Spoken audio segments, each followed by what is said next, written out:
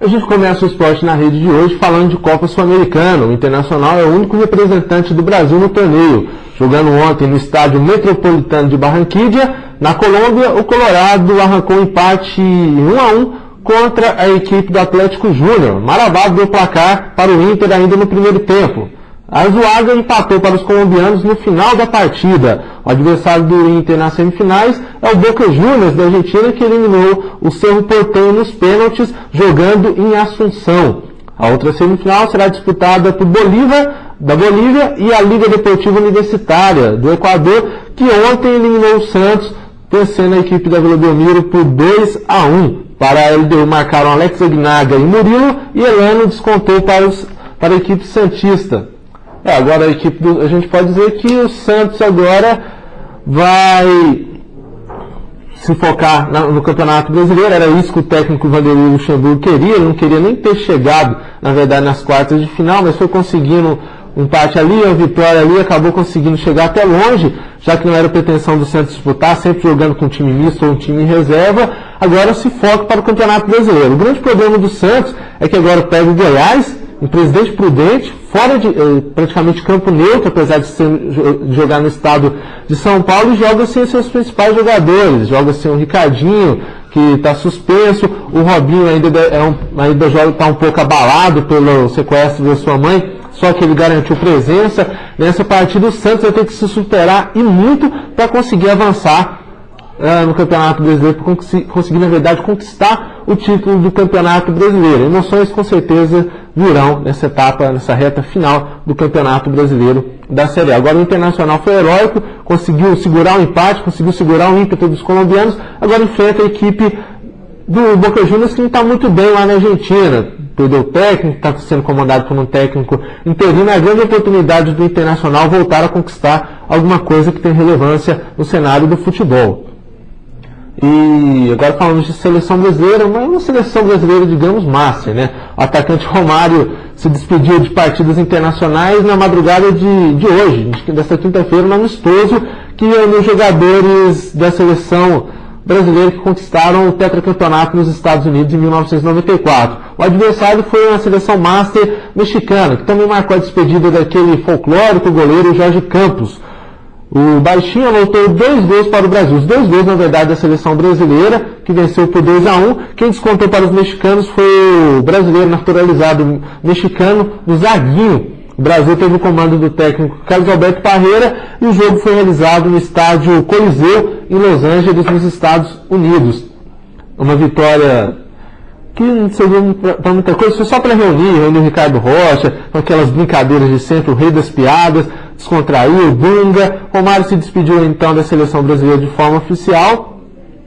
Agora, muitos dizem que esse também pode ser o último jogo dele como jogador de futebol, mesmo, profissional. Agora ele ainda está tentando um acerto com o Vasco, não sabe se vai como jogador, se vai como empresário na equipe do Vasco. A gente agora então, mas o baixinho deveria ter parado há uns 2 anos atrás, mesmo com a idade avançada, 2 anos atrás ele pararia a sua carreira lá em cima, mas acabou se desgastando um pouco, mas sem dúvida alguma foi um craque, foi um dos melhores jogadores da seleção brasileira de todos os tempos. Claro, respeitando Pelé, que é incomparável, Garrincha, não tem nem comparação, mas que ele entrou no hall, que ele merece um destaque, isso ele merece sim.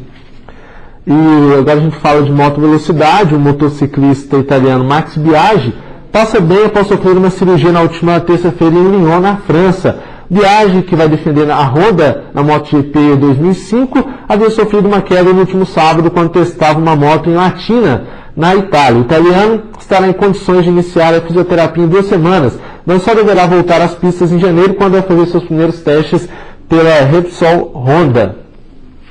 E agora a gente fala de Vila Nova. O clube anunciou a contratação do técnico Edson Gaúcho para o comando do time em 2005. Edson Gaúcho, que vai assumir o posto na semana que vem. Ele já treinou equipes como Caxias, Figueirense, Paraná Clube, inclusive conseguiu subir para a Série A com a equipe do Criciúma em 2002. O Vila Nova já tinha contratado aí alguns treinadores, como Hélio dos Anjos, mas o salário era muito grande, muito alto, na verdade. Zé Teodoro e Mauro Menezes, mas acabou acertando com Edson Gaúcho. E pesou na escolha de Edson Gaúcho o aval do técnico de Portugal, o brasileiro Luiz Felipe Scolari, que tem muitos amigos aqui no Brasil, principalmente aqui em Goiânia, e está aí tentando dar uma forcinha a mais para os clubes, para no caso o Vila Nova, aqui em Goiânia e Goiás. O detalhe é que foi uma ótima contratação para a equipe do Vila Nova. Edson Gaúcho veio aqui, gostou do projeto apresentado, agora o projeto precisa sair do papel. O clube está reformando o estádio, é um estádio pequeno, um estádio acanhado, é verdade, mas pelo menos tem que estar organizadinho, uma boa grama, a cabine de imprensa para jogos menores, que não levam muito público, agora e também construindo o famoso centro de treinamento. O Leonardo Rizzo prometeu muito, o pessoal já estava até duvidando e finalmente saiu esse centro de treinamento ao lado do aeroporto de Santa Genoveva, não muito longe, numa área considerada até mesmo nobre. O Vila Nova agora sim está se estruturando, isso é muito bom, porque vai ter campo para treinar, não vai ter dificuldades agora para ter um local para treinar, tem que ficar indo para ABB, tem que ficar indo lá para Aparecida de Goiânia, tem que até mesmo usar o estádio Honesto Brasileiro Alvarenga, que agora fica exclusivamente reservado para jogos do clube de menor importância. Vila Nova, parabéns à diretoria do Vila Nova, agora a gente quer que saia do papel o projeto do time, dos jogadores, do técnico. Esperamos que o clube contrate jogadores para fazer pelo menos bonito na Série B do ano que vem. Série B o ano que vem que vai contar aí deve contar pelo menos com o Grêmio. O Grêmio, na minha opinião, já está garantido, então o Vila Nova precisa se reforçar e, por que não, sonhar aí com um acesso à Série A. Vai ser difícil? Vai, mas trabalhando bem, escolhendo bons jogadores, já ter um bom técnico, tendo uma boa comissão técnica, tendo profissionalismo no clube, eu acredito que Vila Nova tem plenas condições de fazer bonito na próxima temporada, inclusive disputando o campeonato goiano e batendo de frente com o Goiás, que os torcedores esperam isso há bastante tempo. Os torcedores, inclusive do Goiás, gostam de ver um Vila Nova forte para ter grandes confrontos, para aí sim se justificar a fama do Goiás aqui no estado de Goiás. E agora a gente fala de jogos abertos. No último final de semana, Goiânia recebeu a etapa final dos Jogos Abertos. Várias modalidades disputadas. Confira a matéria. Os atletas disputaram finais coletivas e individuais em 11 modalidades. O esporte estava em vários pontos da cidade. Pela manhã de domingo, os ciclistas atletas de vários municípios goianos participaram da última etapa da 5ª edição dos Jogos Abertos de Goiás. Cerca de 2.500 atletas disputaram finais coletivas e individuais em 11 modalidades. O esporte estava em vários pontos da cidade. Pela manhã de domingo, os ciclistas invadiram a Praça Cívica. A responsabilidade e seriedade dos competidores... A gente está num lugar onde faz com que cresça mais no esporte, tenha mais incentivo para a gente possa mandar ciclistas ou atletas de outras modalidades também para fora do país até. É necessário fazer uma infraestrutura que nos dê essa proporção, né? que nos dê, como é que se diz, um apoio. O basquete feminino e masculino repetiram as equipes classificadas para as finais. Goiânia e Gameleira se enfrentaram nas quadras entre homens e mulheres. A equipe da capital levou a melhor nas duas finais. O calor foi o ideal para a realização das provas de natação. Nadadores fizeram as finais de vários estilos na piscina do Parque Aquático. O ouro não saiu para todo mundo, mas o que vale é competir. Porque os Jogos Abertos ele veio para ficar. Nós estamos na 5ª edição hoje e nós temos hoje os grandes atletas batendo os próprios recordes ou outros batendo o recorde, no caso do atletismo, quase todas as provas batendo esses recordes. Nós temos ciclismo melhorando, nós temos judô melhorando, a natação melhorando. Quer dizer, é uma realidade os Jogos Abertos hoje. Está influenciando a juventude, está influenciando as pessoas a praticarem o esporte. Quer dizer, esse é o nosso objetivo e nós atingimos o nosso objetivo. É espetacular, você vê a cidade, a alegria que está. Vários amigos têm me perguntado o que está acontecendo na cidade tão bonito assim. São os Jogos Abertos com 2.500 atletas, nós temos dirigentes de todo o estado, os grandes campeões estão aqui, isso é muito importante dizer. Então nós estamos nessa finalíssima e nós estamos numa alegria muito grande, lá no Jockey Club, com os atletas todos almoçando lá, um centro de convivência espetacular.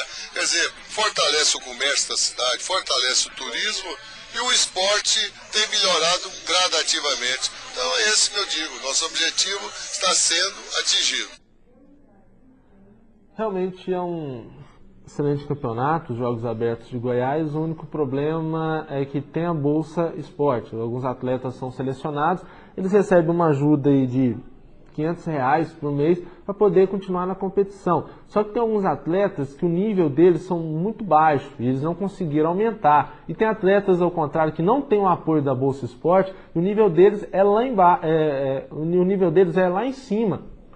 Ou seja, tem que se rever alguns conceitos aí, tem que se distribuir melhor essa Bolsa Esporte, tá certo? O ideal seria que todos os atletas recebessem, mas você deixar um atleta que tem melhores condições de conseguir resultados bons para deixar para um atleta que não tem nenhuma condição, e isso não é discriminação alguma. Tem pessoas que nascem para ser atletas, o biotipo delas são para isso, e outras não.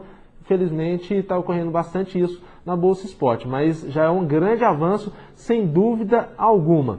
E a Agência Goiana de Esportes e Lazer entrega hoje os troféus aos primeiros colocados da 5ª edição dos Jogos Abertos de Goiás. A solenidade vai ser lá na sede da Agência Goiana de Esportes e Lazer, AGEL, no estádio Serra Dourada, e vai contar com um café da manhã para os convidados. Os prefeitos das cidades vencedoras vão receber a premiação por seus atletas. E Goiânia acabou vencendo muito, venceu no basquete, masculino e feminino. Você deve ter percebido que o Goiânia masculino estava com a camisa do Universo Ajax, mas o Universo Ajax, na verdade, cedeu o seu time B e também cedeu 2 atletas da equipe principal. No caso, o pivô Lazão, que não sei por que está na equipe principal, e tem também o Fábio, o Ala Fábio, que é um jogador razoável e se destacou, realmente venceu com uma larga vantagem, com uma diferença muito grande de pontos em cima do Gameleira, que também esteve na final no feminino e também no masculino, no caso. E uma última informação para a gente encerrar o nosso esporte na rede de hoje: o presidente da Comissão de Arbitragem da Confederação Brasileira de Futebol, a CBF, o Armando Marques, puniu o árbitro Antônio Hora Filho, ele que apitou o jogo entre Atlético e Goiás no último sábado no estádio Serra Dourada. O sergipano foi suspenso por tempo indeterminado pela entidade. Ele acabou sendo suspenso, na verdade, pelo Atlético Mineiro ter pressionado bastante. Foi a CBF com todos os seus dirigentes pressionar, dizendo que o time tinha sido bastante prejudicado nas arbitragens, não só no jogo contra o Goiás e tal.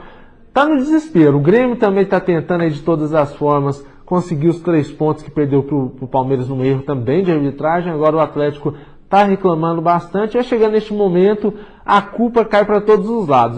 Os únicos culpados, os únicos que não são culpados são os dirigentes, né? Que na verdade eles que fizeram, acabaram fazendo besteira na hora de montar as suas equipes, não contratou bons jogadores. E vai ficando então por aqui o Esporte na Rede dessa semana.